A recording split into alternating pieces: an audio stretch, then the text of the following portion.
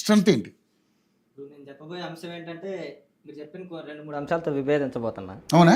ఎందుకని అంటున్నంటే party office ఇప్పుడు open చేశారంటున్నారు. మాకు 2014లో జూబ్లీహిల్స్ లో పార్టీ ఆఫీస్ ఉంది. మొన్నటి వరకు అక్కడ నుంచి పెద్ద స్థాయిలో ఇప్పుడు ఇష్యూ వల్ల అదేంటంటే హైలైట్ అయింది. ఇప్పుడు ఏంటంటే మేము ప్రధానంగా చెప్పబోయేది కూడా ఏంటంటే తెలంగాణలో రాజకీయాల్లో నూతన అధ్యాయం ప్రారంభమైందని చెప్తున్నాను. ఎందుకని అంటున్నంటే ఇప్పుడు వరకు తెలంగాణ రాష్ట్రంలో ఏదైతే సామాజికంగా వెనకబడిన వర్గాలు ఏదైతే ఉన్నాయో ఇక నుంచి అసెంబ్లీకి రాబోతున్నాయి ఎమ్మెల్యేలుగా, తర్వాత వచ్చేసి లోకల్ బాడీస్లో వచ్చేసి ఎంపీటీసీలుగా, జెడ్పీటీసీలుగా, తర్వాత సర్పంచులుగా, తర్వాత కార్పొరేషన్ చైర్మన్లుగా అధికారంలో రాబోతున్నారు. మేము అవకాశాలు కల్పిస్తాం. అది మా బాధ్యత. తెలంగాణ ప్రజల పట్ల, తెలంగాణ సమస్యల పట్ల మేము పోరాటం చేయదలుచుకున్నాము. ఎందుకని అంటున్నంటే, ఎందుకు క్లియర్గా ఎంత చెప్తున్నంటే 10 ఏళ్ల తెలంగాణ వచ్చిన తర్వాత 10 ఏళ్ల ఆ బీఆర్ఎస్ ప్రభుత్వంలో, తర్వాత కాంగ్రెస్ ఇప్పుడు 2.5 సంవత్సరాల ప్రభుత్వంలో కనీసం తెలంగాణ కోసం పోరాటం చేసిన అమరవీరులను ఎందుకు గుర్తించుకోలేదు? ప్రాథమికంగా ఎందుకు గుర్తించుకోలేకపోయాను? దానికి ఉన్న కారణాలు ఏంటి? ఇప్పుడు సరే, ఫర్ ఎగ్జాంపుల్ కొంతమంది డేటా దొరికిందన్నారు, డేటా దొరకలేదన్నారు. సరే, దొరికిన వాళ్ళకి ఏం చేసినాం? దొరికిన వాళ్ళకైనా ఏదో ఒకటి చేయాలిగా. తెలంగాణ తల్లిని ఎందుకు గుర్తించలేదు గత 10 ఏళ్లలో? ఇప్పుడు 2 ఏళ్ళలో గుర్తించారు. సరే, నేను కాదనట్లా, దాన్ని అప్రిషియేట్ చేస్తున్నా. దాని తర్వాత గద్దర్ గారిని ఎందుకు అవమానించారు? అమరవీరులను ఎందుకు అవమానించారు? ఇట్లాంటి రకరకాల అంశాల ప్రాతిపదికన ఏదైతే తెలంగాణ నీళ్లు, నిధులు, నియామకాలు అనే పోరాటం ప్రాతిపదికన జరిగిందో ఆ ప్రాతిపదిక అంశాలు నెరవేరలేదు కాబట్టి తెలంగాణలో ఆ అంశాలు నెరవేర్చడం కోసం తెలంగాణ బిడ్డలుగా జనసేన ఎంచుకొని జనసేన ద్వారా ఆ సాధన చేయబోతున్నాం మేము. ఇప్పుడు పొన్నం ప్రభాకర్ గారు వచ్చారు, ప్రెస్ మీట్ పెట్టారు. నేను తప్పనట్లా. సరే, ఆయన రాజకీయంగా ఏ ఉద్దేశంతో పెట్టారో ఒక రాజకీయ నాయకుడిగా నాకు తెలుసు, ఉస్మానియా విద్యార్థి నాయకుడిగా. నేనేమంటున్నంటే బలహీన వర్గాలకు సంబంధించిన వ్యక్తి, ఒక కర్ల రాజేష్ అనే వ్యక్తి లాకప్ డెత్ జరిగితే స్పందించడు. తర్వాత నాగర్ కర్నూలు అంత పెద్ద ఇష్యూ జరిగితే ఒక చిన్న పాపను చంపితే మాట్లాడరు. తర్వాత వచ్చేసి విద్యార్థులు ఏదైతే బస్సులు లేక అనేక సందర్భాల్లో ఇది జరిగితే స్పందించరు. ఏదైతే ధాన్యం గురించి అంశాలు ఏదైతే కేసీఆర్ గారి ప్రభుత్వంలో కింటాకు 5 కేజీలు తీసేస్తుంటే రైతులను దోచుకుంటున్న ప్రభుత్వం అని చెప్పేసి ఆనాడు టీపీసీసీ వ్యక్తిగా ఉన్న ముఖ్యమంత్రి రేవంత్ రెడ్డి గారు మాట్లాడితే ఆ రోజు సమర్థించారు.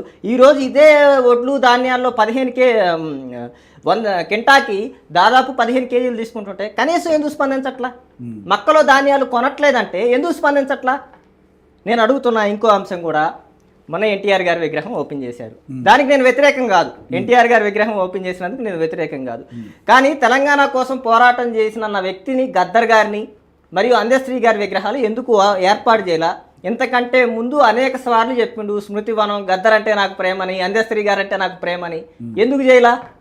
అవార్డు పెట్టారుగా గద్దర్ అవార్డు పెట్టిన తర్వాత ఆయన ప్రకటించిండు, స్మృతివనం కడతానని ఆయన ప్రకటించిండు. నేను చెప్పలా. ఎన్టీఆర్ గారి విగ్రహం జూబ్లీహిల్స్ ఎలక్షన్ ముందు ప్రకటించింది ఏదైతే ఉందో అది దాదాపు with in the span of 6-8 months లో అయిపోయింది. కానీ అంతకంటే ముందు ప్రకటించిన గద్దర్ గారిది మాత్రం కాల. ఎందుకని? ఈ అంశాల ప్రాతిపదికన ఏదైతే తెలంగాణ రాష్ట్రంలో సమస్యలు ఏదైతే ఉన్నాయో ఆ సమస్యల పట్ల మేము పోరాటం చేయాలనుకుంటున్నాం. ఇంకో అంశం కూడా చెప్తున్నా. తెలంగాణ ఇప్పుడు ఏదైతే కాంగ్రెస్ ప్రభుత్వం వచ్చిన తర్వాత తెలంగాణ రాష్ట్రంలో 200 మంది విద్యార్థులు చచ్చిపోయారు. ఇదే ఖమ్మంలో గురుకుల పాఠశాలలో ఒక అమ్మాయిని 10 సార్లు ఎలుకలు గడిచినాయి. అదే ప్రిన్సిపాల్ నీకు టీసీ ఇచ్చి పంపించేస్తామని చెప్పేసి చెప్పింది. మా నియోజకవర్గంలో 3 మంత్రులు ఉన్నారు అధికార పార్టీ నుంచి, ఒక్కరు కూడా స్పందించలా. ఆ అంశం మీద అసలు ఎవరు స్పందించలా. మా నాయకత్వం పోయింది, స్పందించింది. నేనేమంటున్నానంటే ఖచ్చితంగా బలహీన వర్గాలకు సమస్యలు ఉన్నప్పుడు ఎందుకు స్పందించట్లేదు, ఎందుకు మాట్లాడలేదు? బలహీన వర్గాల నాయకులు కదా. ఇప్పుడు నేను ఏమంటున్నానంటే పొన్నం ప్రభాకర్ గారు బలహీన వర్గాల నాయకుడు, అద్దంకి దయాకర్ గారు బలహీన వర్గాలకు సంబంధించిన నాయకుడు, తర్వాత వాకిటి శ్రీహరి గారు బలహీన వర్గాలకు సంబంధించిన నాయకులు, తర్వాత అడ్లూరు లక్ష్మణ్ గారు, వీళ్ళంతా బలహీన వర్గాలకు సంబంధించిన వ్యక్తులు కదా. బలహీన వర్గాలకు అన్యాయం జరుగుతున్నప్పుడు ప్రాథమికంగా నువ్వు ఖండించాలి కదా. నేను ఇంకో అంశం కూడా అడుగుతున్నా. జీవో నెంబర్ 29 ఉంది, అది బలహీన వర్గాలకు అన్యాయం జరుగుతుంది. మీరు ఎందుకు ముఖ్యమంత్రిని ఎందుకు ఖండించట్లేదు? నిరుద్యోగుల అంశం మీద 29 అనే అంశం ఉంది. ప్రధానంగా అది నిరుద్యోగులకు సంబంధించింది. మన బలహీన వర్గాలు ఏది బీసీ, ఎస్టీ, మైనారిటీ వర్గాలు ఏదైతే ఉన్నాయో దాని వల్ల నష్టపోతున్నారు. మీరు బలహీన వర్గాలకి ఎందుకు ఖండించలా? నేను ఇంకో స్ట్రైట్ క్వశ్చన్ కూడా కాంగ్రెస్ని అడుగుతున్నా. ఏమంటున్నారు? బీసీ 42% రిజర్వేషన్ గురించి అడుగుతున్నారు కదా. ప్రెసిడెంట్ తేవాలి, బీజేపీ ఇవ్వాలి. సరే, నేను అవన్నీ చర్చలు పక్కన పెడుతున్నా. కోర్టులో స్టే ఇచ్చారు కదా కోర్టులో.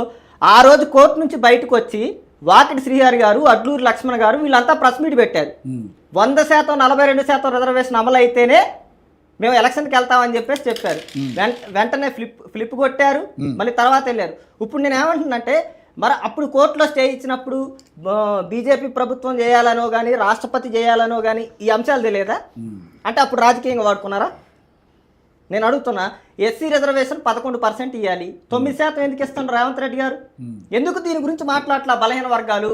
దయచేసి నేను అడుగుతున్నా, వాళ్ళు ఎలా మాట్లాడతారు అనుకుంటున్నారు మీరు? అంటే స్పందించాలి. నేను ఏమంటున్నానంటే నేను ఇక్కడ కాన్సెప్ట్ ఏంటంటే ఎవరైనా ఏ పార్టీ అయినా కానీ ఈ బలహీన వర్గాలకు సంబంధించినట్టు ఒక నాయకుడు, మన నాయకుడు ఉండాలి, మన సమస్యలకు మాట్లాడడానికి అని అంటారు. కానీ ఆయన ఆ నాయకుడు అయిన తర్వాత మాట్లాడారు. నేను ఏమంటున్నానంటే ఖండించొద్దు. సరే, నువ్వు అధికార పార్టీలో ఉన్నాయి, నీకు కొన్ని పరిమితులు ఉంటాయి, కొన్ని లిమిట్స్ ఉంటాయి, నేను ఖండించమన్నట్లా. నువ్వు కనీసం మా దాని మీద సమస్య మీద రివ్యూ చేయమని నేను ఇంకో అంశం కూడా అడుగుతున్నా. సరే, ఇది కూడా ఇవన్నీ వదిలేస్తున్నా. బీసీ సంబంధించిన సోషల్ ఎకనామిక్ సర్వే జరిగిందిగా బీసీ దానికి చైర్మన్ ఎవరు ఉంటాడు?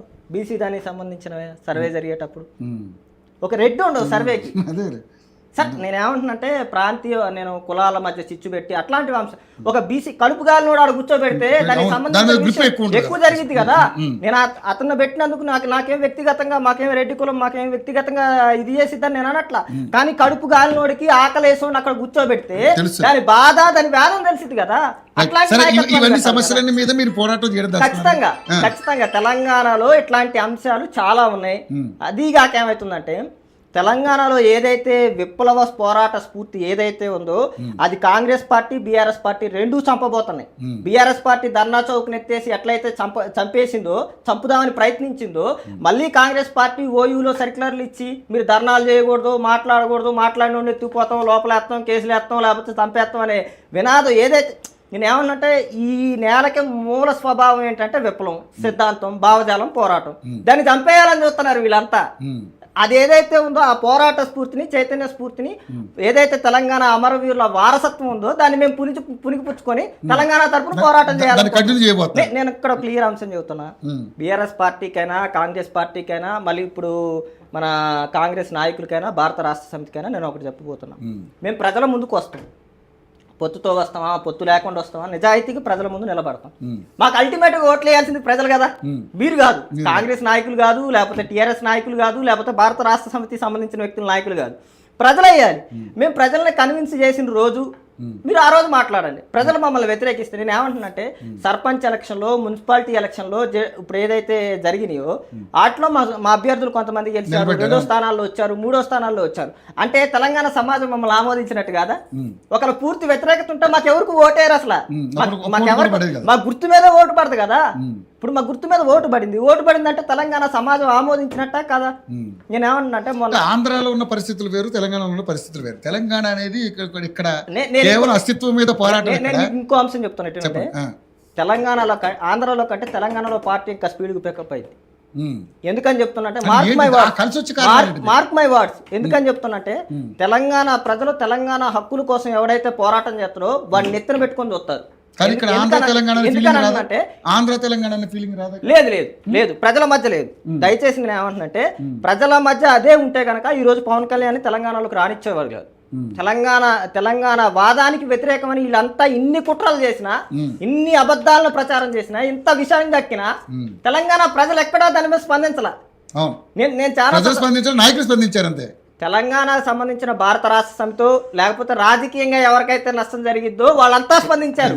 దాన్ని నేను వ్యతిరేకించట్లేదు. ఎందుకంటే వాళ్ళ పార్టీగా వాళ్ళకి ఏదైనా స్టాండ్ వస్తుంది, అది ప్రజలు నిర్ణయిస్తారు. మాకు ప్రజలు చూస్తున్నారు, ప్రజలు గమనిస్తున్నారు, నిర్ణయిస్తున్నారు. కానీ సామాన్యుడిగా న్యూట్రల్గా ఉండే ఒక్క జనం కూడా వచ్చి పవన్ కళ్యాణ్ తెలంగాణకి రావద్దని మాత్రం ఎవరన్నా, ఆ న్యూట్రల్గా ఎవరన్నా ఉంటే చూపించండి. ఓకే. సో మరి మొత్తానికైతే ఇప్పుడు మీ ప్రస్థానం ఓన్లీ ప్రజా సమస్యల మీద పోరాటం చేయడం ఖచ్చితంగా. నేను ఎందుకని అంటున్నానంటే తెలంగాణ ప్రజల సమస్యల పట్ల పోరాటం చేస్తే ఖచ్చితంగా వాళ్ళు అధికారాన్ని ఇస్తారు. ఎందుకని చెప్తున్నా అంటే దీనికి మార్క్ మై వర్డ్స్. నేను మళ్ళీ ఎందుకని చెప్తున్నా అంటే నిజాముకు సంబంధించిన వ్యక్తులు 10 మంది రాజులో 9 మంది రాజులో పరిపాలన చేశారు.